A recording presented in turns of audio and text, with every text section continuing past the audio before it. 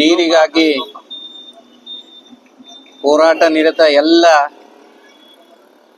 ಹೋರಾಟಗಾರ ಬಂಧುಗಳೇ, ನಾವು ಆಹಾರ ಇಲ್ಲದೆ ಒಂದು ದಿನ, ಒಂದು ವಾರ, ಒಂದು ತಿಂಗಳವರೆಗೂ ಇರಬಹುದು. ಆದರೆ ನೀರಿಲ್ಲದೆ ಒಂದು ಗಂಟೆನೂ ಇರಕ್ಕಾಗಲ್ಲ. ಸೊ ಅಂತ ಬಹಳ ಏನು ದಿನಬಳಕೆ ವಸ್ತುಗಳಲ್ಲಿ ಮೂಲಭೂತವಾಗಿರತಕ್ಕಂಥದ್ದು ನೀರು. ತಮಗೆ ಗೊತ್ತದ, ಜಾನುವಾರುಗಳಿಗೆ ನೀರು ಬೇಕು, ಮನುಷ್ಯರಿಗೆ ಕುಡಿಲಿಕ್ಕೆ ನೀರು ಬೇಕು, ಆಹಾರ ತಯಾರಾಗಬೇಕಾದಂಥ ಸಸ್ಯಗಳಿಗೆ ನೀರು ಬೇಕು. ನೀರಿನ ಮಹತ್ವ ಅಷ್ಟೈತಿ. ಆದ್ರೆ ನಾವು ಏನೆಲ್ಲ ಸಮಸ್ಯೆಗಳನ್ನ ನಗರ ಮತ್ತು ಹಳ್ಳಿಗಳವರು ಅನುಭವಿಸ್ತಾ ಇದ್ದೇವೆ. ಕುಡಿಲಿಕ್ಕೆ ನೀರು ಸಿಟಿಗಳಿಗೆ ಬರಬೇಕಾದ್ರೆ 15 ದಿವಸಕ್ಕೊಮ್ಮೆ 8 ದಿವಸಕ್ಕೊಮ್ಮೆ ಬರ್ತಾ ಇದೆ. 8 ದಿವಸ ಆಗುವವರೆಗೂ ನೀರನ್ನ ಸಂಗ್ರಹಿಸಿ ಇಟ್ಕೊಳ್ಬೇಕು. ಆ ಸಂಗ್ರಹಿಸಿಟ್ಟಂತ ನೀರು ಎಷ್ಟು ಕಲ್ಮಶ ಆಗಿರ್ತದೆ ಅನ್ನೋದನ್ನ ಯಾರು ಯೋಚನೆ ಮಾಡ್ತಾ ಇಲ್ಲ. ಅಂತ ಒದಗಿಸಿರುವಂತ ಒಂದು ಕ್ರಿಮಿ ಕೀಟಗಳನ್ನು ಒಳಗೊಂಡಂತ ನೀರನ್ನ ನಾವು ಕುಡಿಬೇಕು, ಬಳಸಬೇಕು. ಸೊ ಇದು ಗಂಭೀರವಾದಂತ ಸಮಸ್ಯೆ.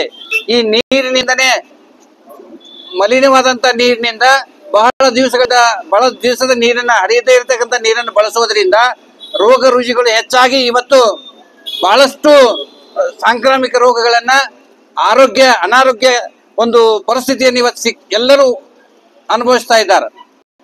ಇಷ್ಟು ಗಂಭೀರವಾದಂತ ನೀರು, ಮಹತ್ವಪೂರ್ಣವಾದಂತ ನೀರು, ಪ್ರತಿ ಚುನಾವಣೆಗಳಲ್ಲಿ ಪ್ರತಿ ಪಕ್ಷಗಳು ನಿಮ್ಮ ಕುಡಿಯುವ ನೀರು ಏನದ, ಆಮೇಲೆ ರಸ್ತೆಗಳು ಏನದವ, ಆಮೇಲೆ ನಿಮ್ಮ ಮೂಲಭೂತ ಸೌಲಭ್ಯಗಳನ್ನ ನಾವು ಒದಗಿಸ್ಕೊಡ್ತೀವಿ, ನಮಗ್ ಓಟ್ ಹಾಕ್ರಿ, ನಮಗ್ ಅಧಿಕಾರ ಕೊಡ್ರಿ ಅಂತೇಳಿ ಅಂಗಲಾಚಿ ಬೇಡ್ಕೊಂತಾರ. ಬಟ್ ಅಧಿಕಾರ ಸಿಕ್ಕಾದ ಮೇಲೆ ಇಂತ ಏನು ವಾಗ್ದಾನ ಮಾಡಿರ್ತಾರ, ಏನು ಕೊಡ್ತೀವಿ ಅಂತ ಹೇಳಿರ್ತಾರ, ಇದು ನಿಮ್ಮ ಹಕ್ಕು, ನಿಮ್ಮ ನೀರು ನಿಮ್ಮ ಹಕ್ಕು, ಇದನ್ನ ಕೊಡ್ತೀವಿ ಅಂತ ಹೇಳ್ತಾರ. ಅಧಿಕಾರಕ್ಕೆ ಬಂದ ಮೇಲೆ ಆ ಕಡೆ ತಿರುಗಿ ನೋಡುದಿಲ್ಲ. ಇಂಥ ಹೋರಾಟಗಳು ನಡೆದ್ರು ಕೂಡ ಅಲ್ಲಿ ಬಂದು ಒಂದು ಸೌಜನ್ಯಕ್ಕೂ ಕೂಡ ಮಾತನಾಡ್ತಿರ್ತಕ್ಕಂಥ ಒಂದು ರಾಜಕೀಯ ವ್ಯವಸ್ಥೆ ಇವತ್ತು ನಿರ್ಮಾಣ ಆಗಿದೆ. ಅದು ಸಾಮಾನ್ಯ ವಿಷಯ.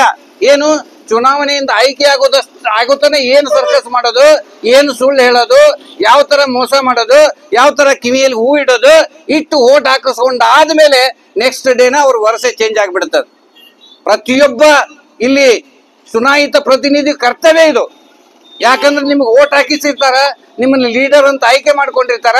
ನಮ್ಮ ಕಷ್ಟ ಸುಖಗಳಿಗೆ, ನಮ್ಮ ಮೂಲಭೂತ ಬೇಡಿಕೆಗಳಿಗೆ ಇವರು ಸ್ಪಂದಿಸ್ತಾರ ಅನ್ನುವಂತ ಒಳ್ಳೆ ಉದ್ದೇಶ ಇಟ್ಕೊಂಡು ನಿಮ್ಗೆ ಒಂದು ಗೌರವಯುತವಾದಂತ ಒಂದು ಓಟ್ ಅಂದ್ರೆ, ನೀವು ಒಂದು ಓಟ್ನಾಗ ಸೋತಿದ್ರೆ ಅದು 1 ಕೋಟಿ ಕೊಡಲ್ಲ, ಒಂದು 10 ಕೋಟಿ ಕೊಟ್ಟರು ನೀವು ಗೆಲ್ಲಿಕ್ಕೆ ಆಗಲ್ಲ. ಕೋಟಿ ಬೆಲೆ ಬಾಳುವ ಮಹತ್ವಪೂರ್ಣವಾದಂತ ಒಂದು ಓಟನ್ನ ನಿಮ್ಗೆ ಹಾಕಿ ನಿಮ್ಮ ಮೇಲೆ ನಂಬಿಕೆ ಇಟ್ಟುಕೊಂಡು ನಿಮ್ಮನ್ನ ಆಯ್ಕೆ ಮಾಡಿರ್ತಾರೆ. ಚುನಾಯಿತ ಬಂಧುಗಳಲ್ಲಿ ನಾನು ಈ ವೇದಿಕೆ ಮೂಲಕ ಒಂದು ಆಗ್ರಹ ಪಡಿಸೋದೇನಂದ್ರೆ, ನೀವೇನು ಆಯ್ಕೆ ಆಗಿರ್ತೀರಿ, ಯಾವ ಮಾತು ಕೊಟ್ಟ ಆಯ್ಕೆ ಆಗಿರ್ತೀರಿ, ನಿಮ್ಮ ಜವಾಬ್ದಾರಿ ಏನದನ್ನ ನೀವು ಆಯ್ಕೆಯಾದ ನಂತರ ನೆನಪಿಸ್ಕೊಂಡು ಕೆಲಸ ಮಾಡಬೇಕು. ಇಲ್ಲ ಅಂದ್ರೆ ಮುಂದಿನ ದಿನಗಳಲ್ಲಿ ಮತ್ತೆ ಇಲೆಕ್ಷನ್ ಬಂದಾಗ ನೀವೇನಾದ್ರೂ ಬಂದ್ರ, ಅಂತವ್ರು ಕೆಲಸ ಮಾಡದೇ ಇರೋರು ಬಂದ್ರ, ನಮ್ಮ ಸಾರ್ವಜನಿಕರು ಎಚ್ಚೆತ್ಕೊಂಡು ಇಂಥವ್ರಿಗೆ ತಕ್ಕದಾದಂತ ಪಾಠವನ್ನ ಕಲಿಸ್ಬೇಕು. ಇಲ್ಲಿ ಆ ಪಕ್ಷ ಈ ಪಕ್ಷ ಹೇಳಲ್ಲ ನಾನು. ಚುನಾಯಿತ ಎಲ್ಲಾ ಪ್ರತಿನಿಧಿಗಳು ಅದೇ ಒಂದು, ಅವ್ರಿಗೆಲ್ಲ ನಾವು ಮತದಾರರು, ನಾವು ಜನಸಾಮಾನ್ಯರು, ಮೂರ್ಖರವ್ರ ಮುಂದೆ ಅವ್ರೆಲ್ಲರೂ ಒಂದೇ. ಒಳಗೊಳಗೆ ನೀ ಆ ಪಕ್ಷದವ್, ನೀ ಅಲ್ಲಿ ಫಿಕ್ಸ್ ಆಗಿರು, ನಾ ಇಲ್ಲಿ ಇರ್ತೀನಿ ಅಂತೇಳಿ ಒಳಗೆ ಹೊಂದಾಣಿಕೆ ಮಾಡ್ಕೊಂಡು ಅವ್ರ ಓಟ್ ಇವ್ರಿಗೆ ಹಾಕ್ಸೋದು, ಇವ್ರ ಓಟ್ ಅವ್ರಿಗೆ ಹಾಕಿಸೋದು, ಅವ್ರವ್ರಲ್ಲೆಲ್ಲಿ ಫಿಕ್ಸ್ ಆಗಿಬಿಟ್ಟಿರ್ತಾರೆ. ಹಿಂಗಾಗಿ 5 ಸಾರಿ 10 ಸಾರಿ ಚುನಾಯಿತರಾಗ್ತಾ ಇದ್ದಾರೆ ಇವರು. ಏನ್ ಮಾಡಿರಿ ನೀವು ಚುನಾಯಿತ? ದಾಖಲೆ ಮಾಡ್ತೀರಿ. ಏನು ದಾಖಲೆ? ನಿಮ್ದು ಆಯ್ಕೆ ಆಗುದು ಅಂದ್ರೆ ದಾಖಲೆ ಏನು? ಅದು ದಾಖಲೆ ಎಂತದ್ದು? ಎಲ್ಲಿ ಧರ್ಮದ ಮೂಲಕ ನೀವು ಚುನಾವಣೆ ಮಾಡ್ತಾ ಇದ್ದೀರಿ? ಯಾಕೆ ದುಡ್ಡು ಕೊಡ್ತೀರಿ? ಹಣದ ಹೊಳೆ ಯಾಕೆ ಹರಿಸ್ತೀರಿ? ನೀವು ಕೆಲಸ ಮಾಡಿದ್ರಿ ಅಂದ್ರೆ ನೇರವಾಗಿ ನಿಮ್ಗೆ ಏನ್ ಮಾಡ್ತಾರೆ? ಓಟ್ ಹಾಕ್ತಾರೆ. ಅದು ಗೊತ್ತಿರ್ತದೆ. ನಮ್ಮ ಜನಸಾಮಾನ್ಯರು ಅವರು ಅಷ್ಟು ಬುದ್ಧಿವಂತರು ಇರ್ತಾರೆ. ಬಟ್ ನೀವೇನ್ ಮಾಡ್ತೀರಿ? ಚುನಾವಣೆ ಬಂದಾಗ ಯಾವುದೋ ಒಂದು ಆಮಿಷ ತೋರಿಸಿ, ಯಾವುದೋ ಒಂದು ಸಮಸ್ಯೆಗೆ ಅಲ್ಲಿ ಸ್ಪಂದಿಸುವ ನೆಪ ಹೂಡಿ ಆ ಬಳಕೆ ಮಾಡ್ಕೊಂಡು, ದುರ್ಬಳಕೆ ಮಾಡ್ಕೊಂಡು ನೀವೇನ್ ಮಾಡ್ತೀರಿ? ಹಣ ಬಲನೋ ರಾಜಕೀಯ ಬಲನೋ ಅದನ್ನು ಬಳಸ್ಕೊಂಡು ಅವರನ್ನು ದುರ್ಬಳಕೆ ಮಾಡ್ಕೊಂಡು ಓಟ್ ಹಾಕಿಸ್ಕೊಂಡು ಆಯ್ಕೆ ಆಗ್ತಾ ಇದ್ದೀರಿ. ಆಯ್ಕೆ ಆದ ಮೇಲೆ ಈ ರೀತಿ ಯಾರು ಉಪವಾಸ ಇದ್ದಾರ, ಯಾರಿಗೆ ನೀರಿಲ್ಲ, ಏನ್ ಸಮಸ್ಯೆ ಇದೆ ಅನ್ನೋದನ್ನ ನೋಡೋದಿಲ್ಲ. ಬೇರೆ ಒಂದು ಕಾರಣ ಹೇಳೋದು, ಅದನ್ನ ನಂಬುವಂತ ಕಾರಣ ಹೇಳೋದು, ಸುಳ್ಳು ಕಾರಣ ಹೇಳಿ ಅವಧಿಯನ್ನ ಮುಗಿಸ್ಕೊಳ್ತಕ್ಕಂತ ಒಂದು ಕೆಟ್ಟ ಹೊಲಸು ರಾಜಕೀಯ ವ್ಯವಸ್ಥೆ ಇವತ್ತು ನಿರ್ಮಾಣ ಆಗಿದೆ. ಅದಕ್ಕೆ ನಾವೆಲ್ಲ ಎಚ್ಚೆತ್ಕೊಳ್ಬೇಕು.